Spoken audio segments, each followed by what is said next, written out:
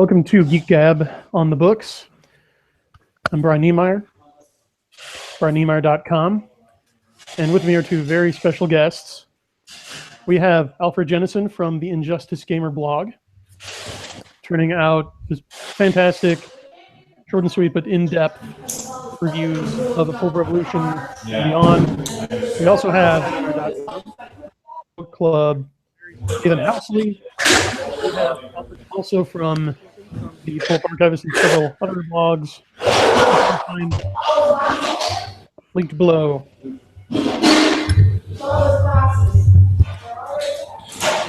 Hello.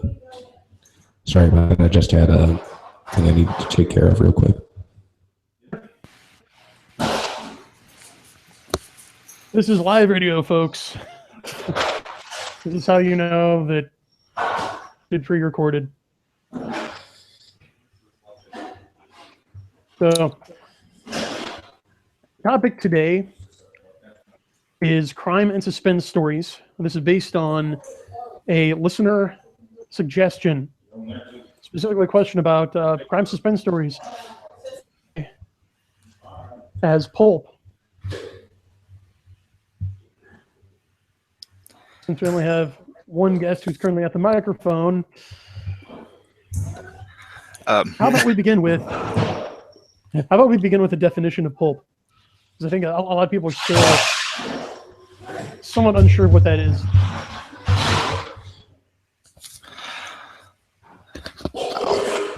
There's excuse me. There's a number of different ways you could define it. I know with the current Pulp Revolution, we use Misha Burnett's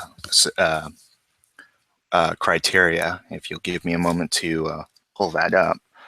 But the idea behind this differs from what you might see with new pulp.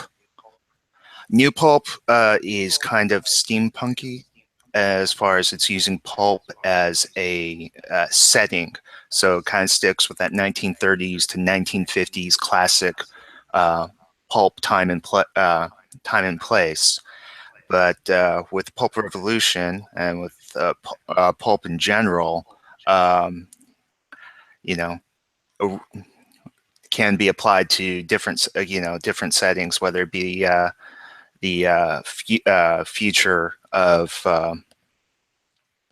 the Lensman series, or Conan, or oh man, not just or Mars, for instance, or pulps were pulps were also turn of the century too. So a little bit more of an overlap between like a Penny Dreadful, or we're still pinning some of the particulars down for those like me who like to define things. Sorry, but no, that was great. So I've heard pulp described more as an aesthetic than a genre. Would you agree with that? Well, I would. I'd also point out that pulp has multiple definitions. One, it got its name, for instance, for what the paper that was printed off of. So kind of really rough, cheap paper that was put together, sold. Stories were collected, sold for a dime, sold for 5 cents through the like 1900 to 1950, roughly. You'll also hear slicks. Slicks, again, paper, higher quality paper, paid a little bit more. Pulp, bringing it back to the types of stories. Pulp was very much an aesthetic, a little bit more of an attitude. Very much adventure, mystery, a little bit of romance. Little taste of the exotic, but always sincere. You don't see the irony or the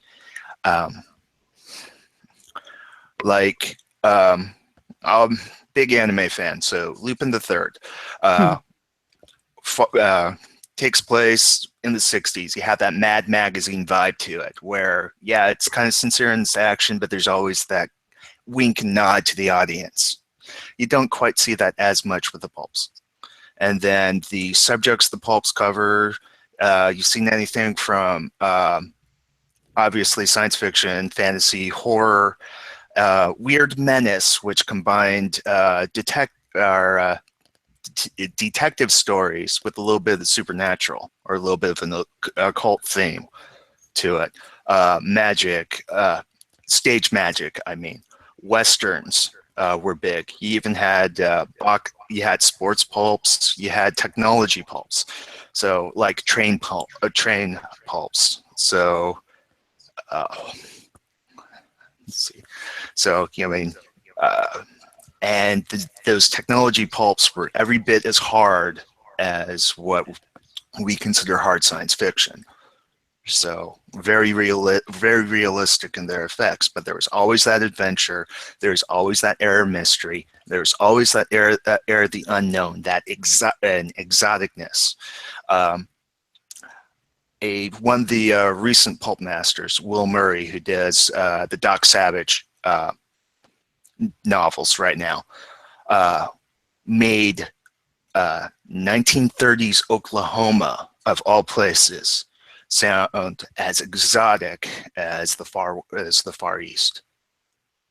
And, it's just something that's, oil, just the oil settings and the wildcattings. It's that ability to take and see the, see the mystery, see the specialness, and the various people, places, settings, and stories that makes pulp. All right, very enlightening. So, now did I hear you correctly that there is train pulp? And yes. Sports pulp. Yes. I'll look that up. I'll look that one up. I'll send it to you so we can put it on at the end, just so I'm not constantly on Google during this talk. Right. Yeah, that's fascinating. I would love to see an example of that, and we'll put it in the show notes for the folks at home to check out. But off the top of your head, can you think of any examples of a train pulp story, or what the general plot would be? The one that I read, and it's on Jeff Dunteman's blog, the author of The Cunning Blood, who excellent book if you can read it, if you find have a chance to read it, I should say. He had a snippet of one of these train pulps, and it was all about what happened. The particular scene was what happens to a boiler when it gets stressed and it's about to blow and the pressure builds, and it kind of a Widowmaker type event to it. So sorry. No, I was just going to say that's a type of conflict that you don't really see a lot of anymore, but I think it'd be very fertile field for dramatic tension.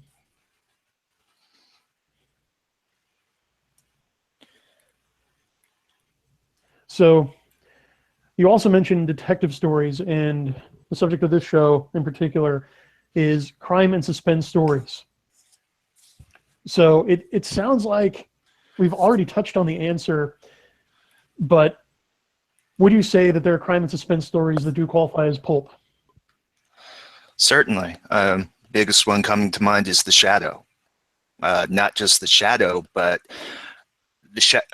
with his fight against crime. But The Shadow was originally created to sell a detective story. I mean, it's this classic moment of you're on the radio, you're trying to sell your detective pulps, and then you get the entire who knows what evil lurks in the minds of men. There wasn't a shadow at that time. It's just there's creepy voice, and everybody wanted that shadow detective story. And the shadow also it kind of gets lost in the reprints, is you had the Shadow novel, but you had like 5 or 6 mystery stories that got bundled into it, not necessarily having to do with the Shadow. Now, again, there's more of an action feel to it. So like your classic sealed room mystery might not necessarily be pulp. Might not necessarily be pulp, because the idea is more how done it than who done it. Or, but you know, Black Mask. I think Raymond Chandler did a lot of his sold a lot of stories to that. So there's a as I mentioned, Weird Menace, where you're mixing kind of 1930s paranormal mystery, and that got so popular and so strange that the Comics Code of the 1940s was basically put in place to make sure that comics didn't spiral so sensationalist as Weird Menace did. Weird Menace actually got banned because it just went too far. But there, you know, there's always this mystery. There's always the mystery detectives, the suspense, especially suspense with the pulps. Absolutely. And also at this point, I'm going to ask if our second guest is back. Alfred, can you hear us? Yes, I'm here. Excellent. Okay. So I wasn't sure if you'd heard what Nathan was just talking about, but what is your definition of pulp? Oh, well, okay. I have seen Kursova's definition recently, which I kind of which I like to an extent. If it appeared in a pulp magazine, it's pulp. It's at least very applicable, very easy to apply. It doesn't extend as well to modern stories, but it's very easy to apply. It even applies easily to paperbacks, you know, books that were actually issued as books at the time instead of just, oh, it's just in a magazine. No, this was issued on cheap paper initially, went through tons of printings, and they just kept going.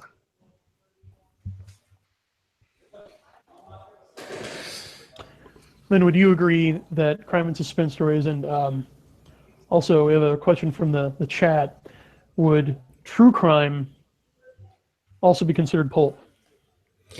Absolutely. I heard a bit about the Comics Code crackdown. Part of that was also on EC Comics and also the crime comics, because the crime comics would actually be telling stories of crimes that happened. I mean, obviously, the more spectacular, outlandish, the better. So we're talking generally very, very violent and graphic stories.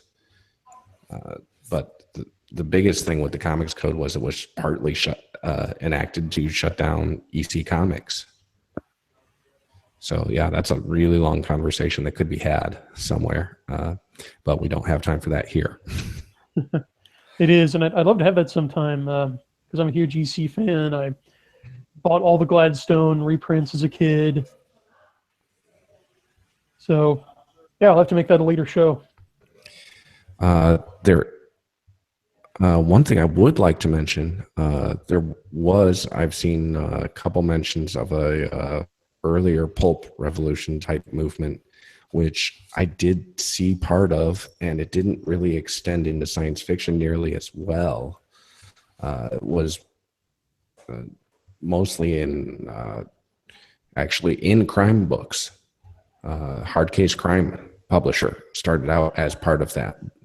But in the science fiction fantasy realm, the bulk of what we saw in the bookstores was stuff like there were some Doc Savage and Shadow reprints, and that was about it, that were actually available in the big brick and mortar bookstores. But the other indicator you can really see is if you go to, this is only for now, I don't know how much longer we'll have Barnes & Noble, but you go into the discount section at Barnes & Noble, look at the collections of short stories that they have in there that they actually have made for themselves. So right now. I think the publisher is listed as Fall River Press. That's a Barnes and Noble subsidiary. But they put out big, huge collections. They've got a Tarzan collection and a John Carter collection, but they've got a collection of Penny Dreadfuls. They've got a collection of like pirate adventure stories and so on. But they had collections of mostly noir stuff. There were some Weird Tales collections at that time too. So we're seeing a resurgence of that even at Barnes and Noble, even though when you look in their science fiction and fantasy section, they don't know what they're doing in there. When it comes to their subsidiary collecting stories, yeah, they actually do.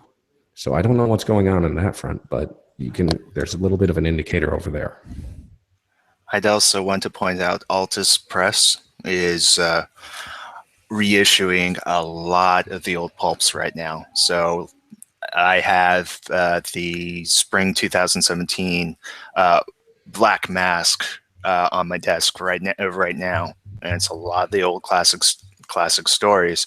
And if they find a new story hidden away in a trunk or a vault or someplace by one of those authors, they might add that too. That brings up another question from that brings up another question from the chat. So is most of this stuff that's getting reprinted public domain? The reprint stuff should be. Beyond that, probably not. A lot of the reprints will be. Some of the bigger stuff might not be. Like, I don't know about the Edgar Rice Burroughs collections being public domain. That's actually a very fuzzy area because Burroughs lost a lot of his copyrights during his lifetime because somebody managing his corporation didn't maintain them. But some of them are still actually under copyright and some of them are not. So anyone can just put together a collection of stories. It's kind of strange. I mean, it really is story by story at this point. And I know that there are guides out there. Some of the others in the Pulp Revolution are better, know those guides. But you can have like three, like for instance, for the longest time, you could print Henry Kuttner and C.L. Moore in print, but e-rights were tied up for a good long time. It wasn't until recently that that the ebooks came out. In fact, I got introduced to Manly Wade Wellman because Baen had to replace their Henry Kuttner stories in an anthology online with something else because of rights issues. I see. So another question from the chat, a bit off topic, but so we've established the true crime stories. Who qualifies pulp? Are there any other nonfiction genres that you gentlemen can think of that would have been popular in the pulps? Boxing. Robert E. Howard wrote boxing stories. Excellent example.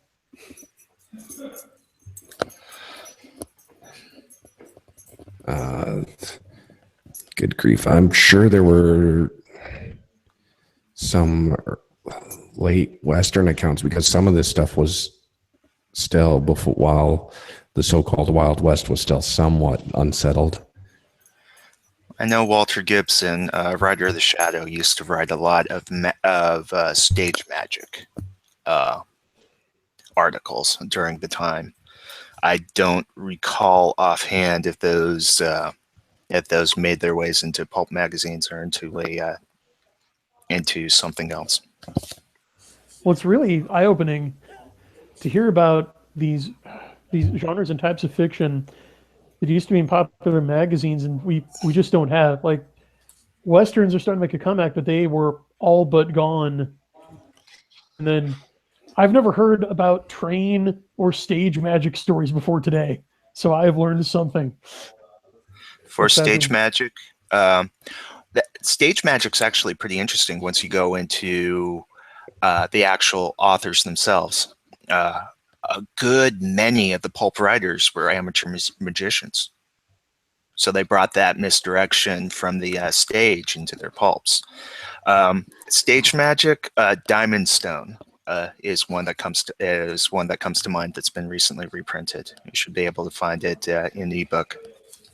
Okay, you just made a huge connection because I know guys like John C. Wright and Jeff Rowe have likened the process of writing and achieving that surprising yet inevitable kind of twist to stage magic. And so now you're saying that that's literally true. Like that happens. Stage magicians figure out how to write that into their stories. Yeah, I mean, as I said, the biggest one that comes to mind is Walter Gibson, Maxwell Grant of the Shadow, basically. So he knows the Shadow. Shadow has all those tools of misdirection from magic, and he's taking a little bit. He's taking a little bit from the Gentleman Thief of like an Arsène Lupin, and giving those giving a little different aim and all those misdirection tricks to create something new. That makes so much sense that I can't believe I missed it. See, you just gave me a surprising yet inevitable twist. Well done. So we're about out of time. So, Alfred, was there anything you wanted to add? Ooh, Put you on the spot. Anything more I wanted to add? Anything. Check out Mickey Spillane if you haven't. He wrote some really great stuff that's been kept in, that a lot of it has been kept in print. Max Allan Collins has been basically gotten a third career wave, finishing off stuff that he hadn't finished, including some Westerns, but he's been doing some more My Camera stuff.